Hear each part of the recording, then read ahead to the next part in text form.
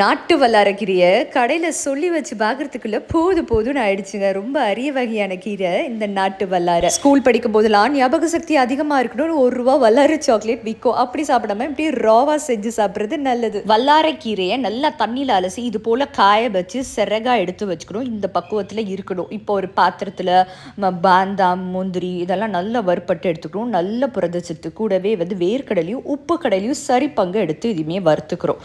இது கூட எள்ளு சேர்க்குறோம். வெள்ளை எள்ளு அது சூட்லேயே லேசாக பொரிய விட்டால் போதுமானது. வாசனைக்கு சுக்கு ஏலக்காய் தட்டி போட்டு சேர்த்துக்கலாம்.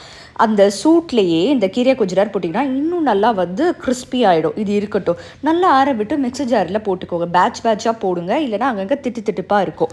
நல்லா பேட்சாக சேர்த்து மிக்ஸி ஜாரில் அரைச்சிக்கோங்க. அப்போ தான் நமக்கு ஒன்று போல் ஃபைன் பவுடராக வரும். இனிப்புக்கு நான் இன்றைக்கி பனக்கற்கண்டு சேர்த்து தான் அரைச்சிக்கிறேன். இது போல் நல்லா நைஸாக அரைச்ச பவுடரை வீட்டில் தாராளமாக 4 5 மாதம் வச்சு யூஸ் பண்ணலாம். கிட்ஸாக இருந்தாங்கன்னா வீட்டில் அந்த மாதிரி கொஞ்சமாக உருக்கிற நெய் சேர்த்து நல்லா லட்டு மாதிரி பிடிச்சி கொடுக்கலாம். இல்லைனா பாலில் கலந்து கூட நீங்கள் டெய்லி கொடுத்துட்டு வரலாம். இந்த அரிய வகை கீரை, அதாவது நாட்டு வல்லார என்னால் சோஸ் பண்ணி எடுக்க முடியல, ரெடிமேடாக அது கிடைச்சா நல்லா இருக்கும்னு ஃபீல் பண்ணிங்கன்னா ஃபிட் அண்ட் ஃபுட் தமிழ் இதே மெத்தடில் தான் பாரம்பரியமாக செஞ்சு கொடுத்துட்ருக்காங்க. நீங்கள் வாங்கணும்னு நினச்சிங்கன்னா ஸ்க்ரீனில் தெரியிற வாட்ஸ்அப் நம்பர் இல்லை டேரெக்டாக அவங்க வெப்சைட்டுக்கு போய்ட்டு ஆர்டர் பிளேஸ் பண்ணிக்கோங்க.